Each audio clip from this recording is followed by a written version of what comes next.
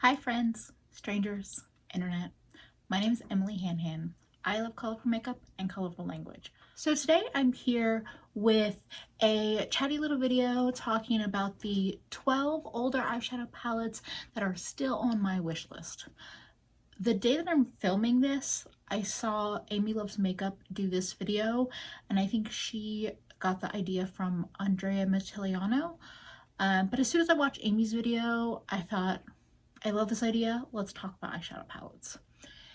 I am a single eyeshadow fanatic.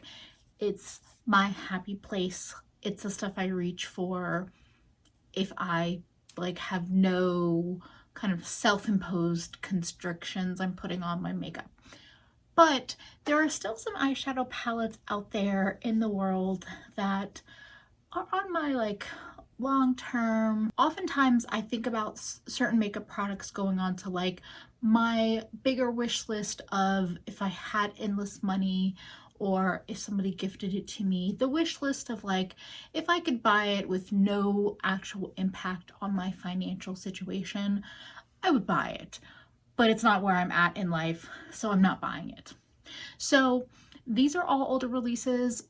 Most of them I think were probably released last year, maybe previous to that. And we're just gonna jump right in. I created the list pretty quickly and I'm kind of just going through in the order that I thought of things. But the first two palettes on the list are more mainstream releases, and actually after that we have more indie things to talk about. So the very first palette on the list is the Pat McGrath Bronze Seduction palette. This is a palette that just the 4 special shades in that palette are 4 shades that I would love to have in my collection. Would love it. And it's the one time I really saw special shades, like all 4 of them really grabbing my eye. If she released a quad of those, I might have a hard time saying no. But it's also $125 for 10 shadows. And Pat McGrath is not cruelty free. So for those 2 reasons, I couldn't, no.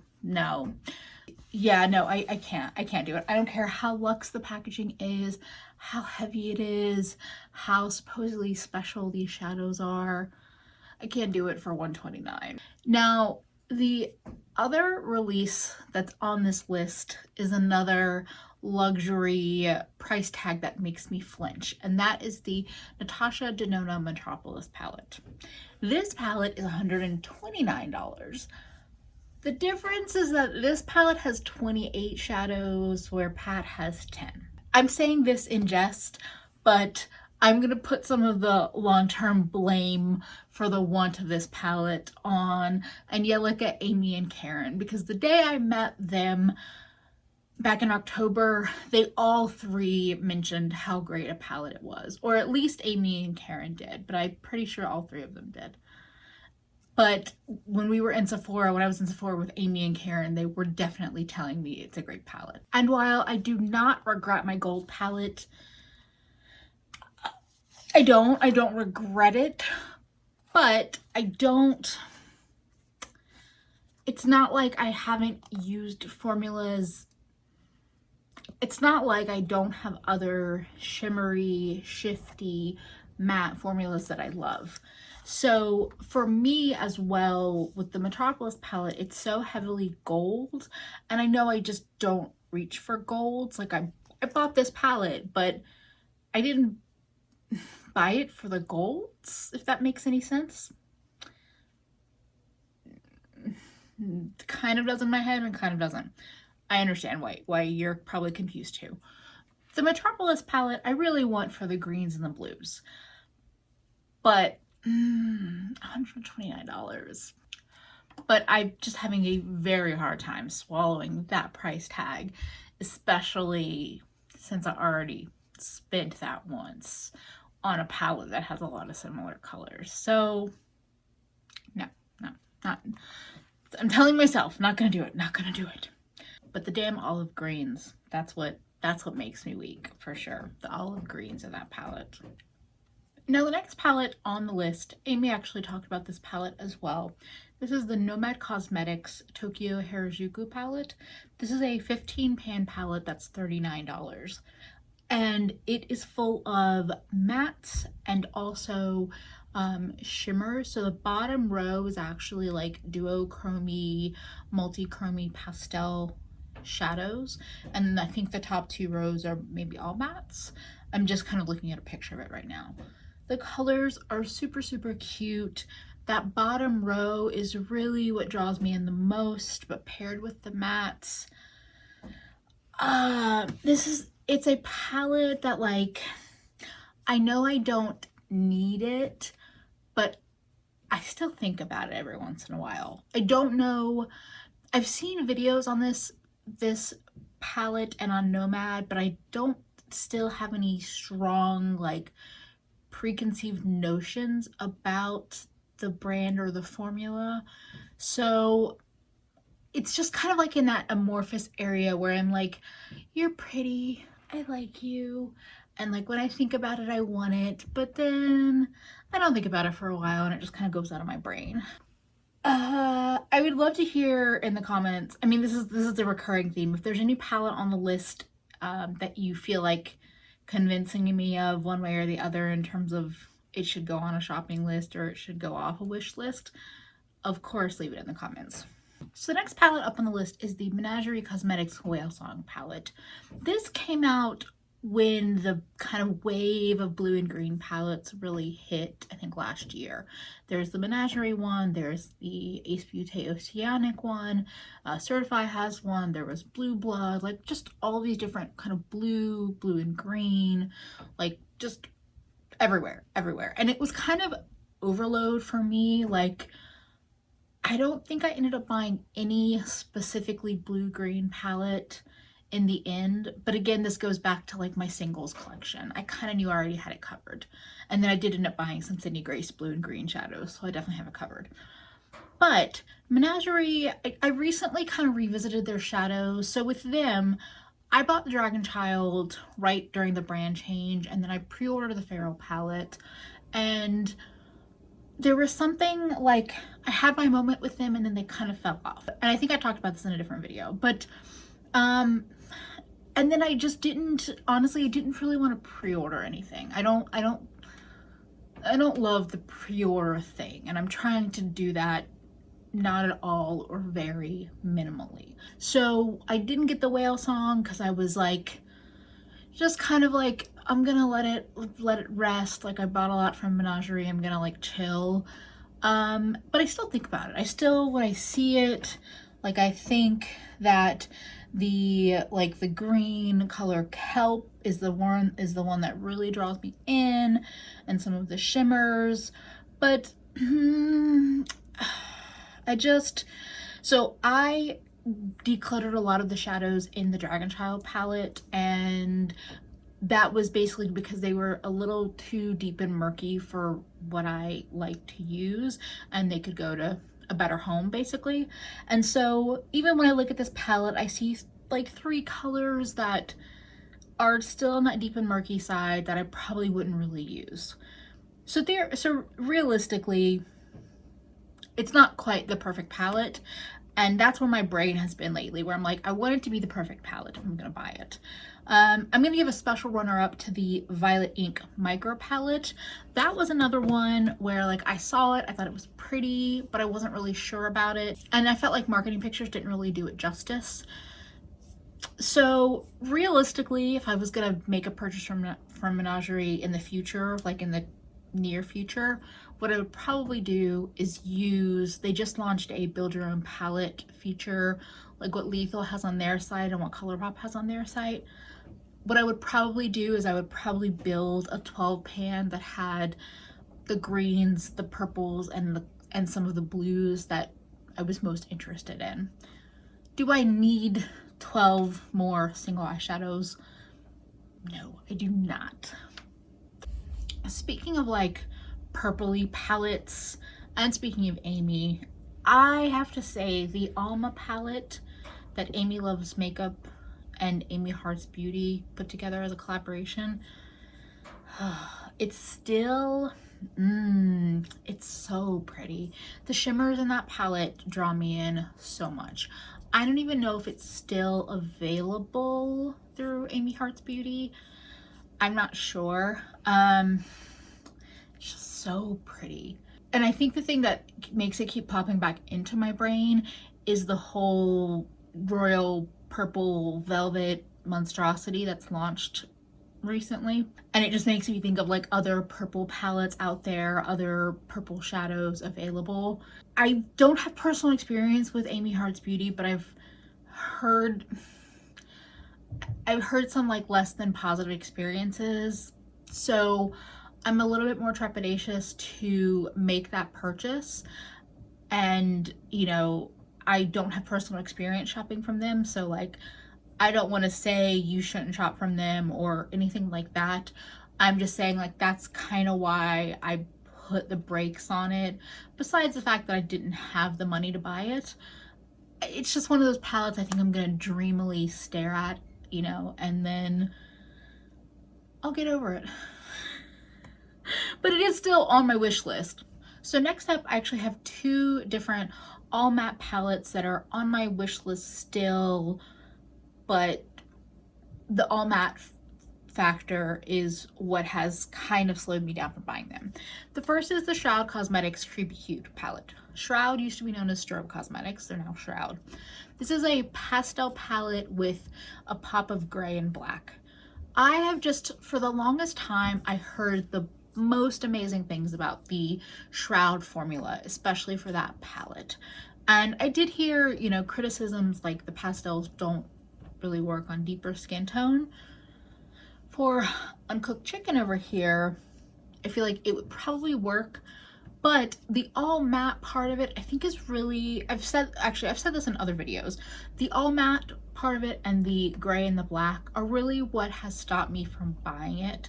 First it was like, do I need it? I have pastels, I can wait. And then it kind of transitioned to like, it's all matte, I wouldn't really be using the gray and the black. I don't think I'm gonna get it. And I really wish that there was like a yellow in there. I think that's it too for the Creepy Cute.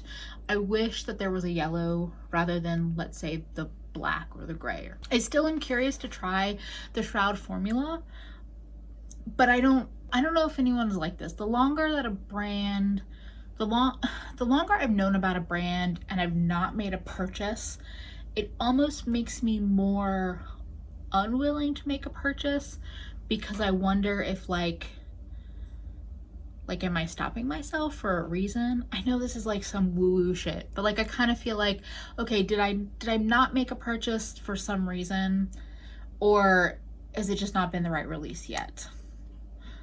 Yeah, this is kind of woo-woo, like my brain playing games with me. But now the other palette I'm more tempted to buy, and that's the Sugar Pill Fun Size palette. That one is like $28. I didn't say the Shroud one. I don't know the cost of that one, but the Sugar Pill one is $28. I haven't tried any of the like matte colorful shadows from Sugar Pill, and it just seems like such a nice little palette. It was out of stock for so long from Ulta, and I really wanted to buy it through there. And then I knew that I have this palette from Sigma, which is a pastel matte palette that I don't reach for that often. And by the time the Sugar Pill one kind of came back in stock in December, I think I think I'd kind of talked myself out of it. I love the tones that they did in that palette. I definitely think that the swatches kind of did it a disservice in a way, but I think it's cool, like the funky yellow green and the kind of cornflower blue colors. I think it's a pretty solid release, and I'm excited to like see more from Sugar Pill. But I think I've talked myself out of the all matte palette situation right now. I don't want the little, I know this is a new release, but I thought I would mention it. I don't want the current little pill palette that they released, but I have a feeling they're going to be doing other colors from the way they named that palette. I might buy one of those. We'll see. Like, the reviews have been pretty good that I've seen, so I don't want that palette right now, the pink pill one, but if you see me buy a pill palette in the future, just know we've been warned. Now on to Nomad Cosmetics. So I know I've talked a lot about the Amor Eterno collection and I've kind of fawned over it. And I would say if I had runners up, which I do, if I had runners up in this list, I would put the Muerte and Vida palettes on that part of the list. But the older release from them that I still in my head kind of fawn over is the Smoke Sessions palette. But Melt is just too expensive for me for what they make. The Smoke Sessions palette, like in my head, is just dreamy, like olivey tones and blue greeny tones, and it's all like, it looks like dense luscious shimmers. But I think the price point and like people's mixed experience with how that palette in particular has held up over time has just made it like perpetually at the bottom of my wish list. Like I kind of reach for it, I kind of want it, but not quite enough. Definitely not enough to spend $48 on it, which is its price. So yeah, Melt I think just consistently, Melt is consistently inconsistent to me, and that makes me much less eager to give them my money. Speaking of greens, another palette on my list is the Give Me Glow Vintage Rose palette. Now I did a video duping the vibes of that palette. I did a look with that dupe palette. Like I kind of really played in that color story from my own collection, but it's still a palette that I think about. It's still a palette that I think is really pretty. And I still don't know if I had it in my hands, would it be the perfect palette for me? I don't know. It feels a little like mid-tone heavy in color, but it's still pretty to me. It's like one of those palettes that I kind of walked away from and come back to in pictures and think, yeah, no, that's still pretty. It's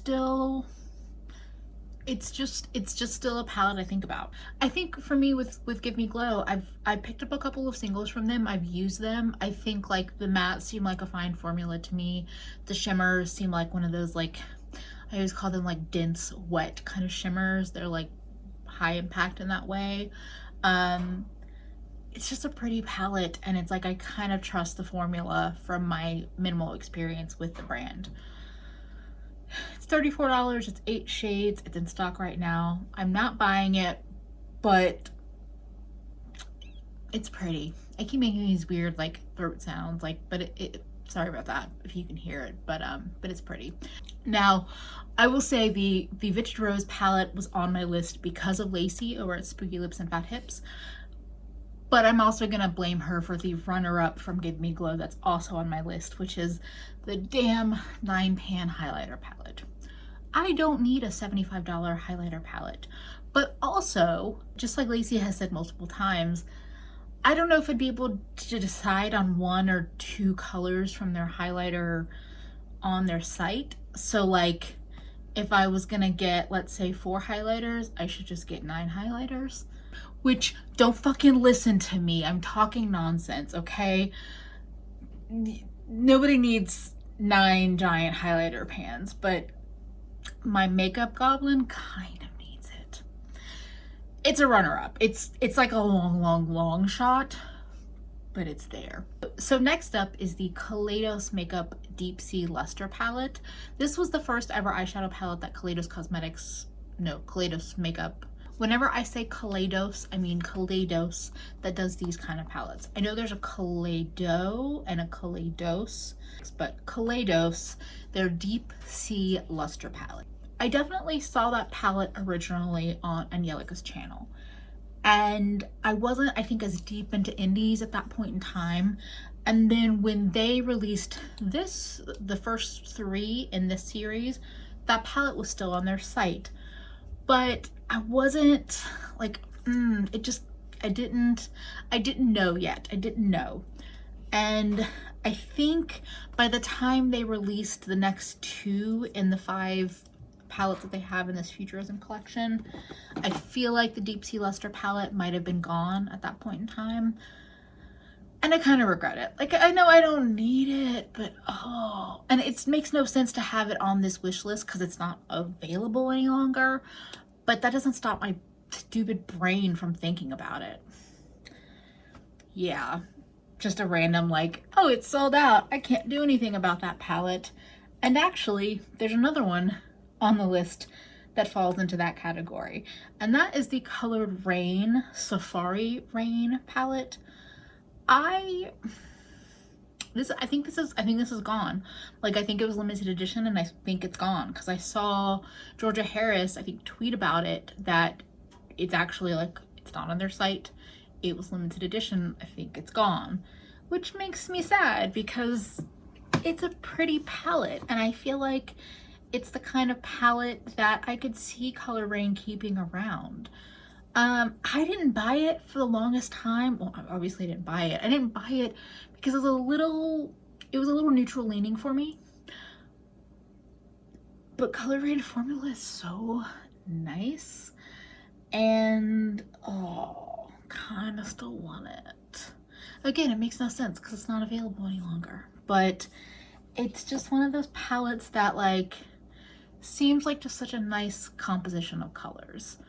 And it has the murky, swampy kind of vibes, and it has a shimmery olive in there, and I know Color Rain shimmers are just, they're just like luscious. Like, they are just so nice. If you've never tried like a Color Rain shimmer, if you're a single eyeshadow fan, like look at their singles, or if you like neutrals, Queen of Heart, like I can't say enough good things about their formulas, their mattes and their shimmers. So the last palette in this dozen palettes on my wish list is the Nomad Cosmetics Sandra Rose palette. This blame all goes to Annette over at Annette's Makeup Corner. I know she actually like gave input on the color story in this palette. It just looks so pretty. Like, it's an interesting mix. It's kind of a more neutrally colorful palette. There's some roses in there. It looks like there must be some olivey green tones because she's done some looks with that color story. There's some blues, there's a little bit of purple, and I hear Annette saying good things about the shimmers in the palette and the mattes. I think Angelica has also reviewed this palette. It's just really pretty, and I don't know. I didn't put Glaminatrix on my like indie brands to buy in 2020 list, but I kind of forget about this palette, and then every once in a while I'm reminded. And I think actually today I was reminded because Glaminatrix is releasing some like colorful to gold duochrome shadows that I was almost hooked into getting. Didn't get them, but it reminded me of this palette too, and I just thought, oh, this is a really pretty palette. And I think the main reason why I think the main reason why I didn't even put Glaminatrix on my list for this year is because they're an Australian based brand, and just like so many international makeup fanatics complain about the shipping for so many of the US based indie brands, the shipping is just a little expensive for Glaminatrix. And I know myself, and if I was gonna get the Sandra Rose palette, I would probably also pick up foiled shimmer shadows that they have. And I think the last time I looked, like the Sandra Rose palette with shipping to the US for me was gonna be around $55 to $60. And it's just a little too rich for my blood. And then I also know that, like I said, I would spend more than that because singles and all that stuff. I don't know if I can do it. I don't know if I can do it anytime soon, but I see you with this composed pretty palette. And I think that's the thing, is like, I get why indie brands make single eyeshadows, and I love singles, I do. But I also understand why palettes can sell more. So I would actually love to see indie brands doing more like palettes, especially small ones, like 6 pans, like those Midas Cosmetics little quads. I think it could be a really cool way to see people get into indie brands, especially if you don't like single eyeshadows and don't feel connected to use them. Anyway, I'm gonna get off my little indie makeup soapbox here. If you enjoyed this video and you liked hearing me talk about definitely more than 12 eyeshadow palettes on my wish list, I would love for you to subscribe to my channel. If you've already subscribed to my channel, I appreciate you so much. Thank you to my patrons. If you feel like supporting me a little further, I do have a Patreon that's kind of there to build out my makeup and food creative sides to myself, but obviously just no pressure, no, nothing like that. I just appreciate everyone that comes over and hangs out on my channel. Thanks for spending a bit of your day with me. I would love to hear any thoughts you have about any of the palettes that I mentioned in this video, or just let me know palettes that are on your wish list that might be a little older. Maybe people aren't talking about them, but they're still out there and they still have their claws in you for some reason. Let's talk in the comments. I hope to see you again real soon. Bye, friends.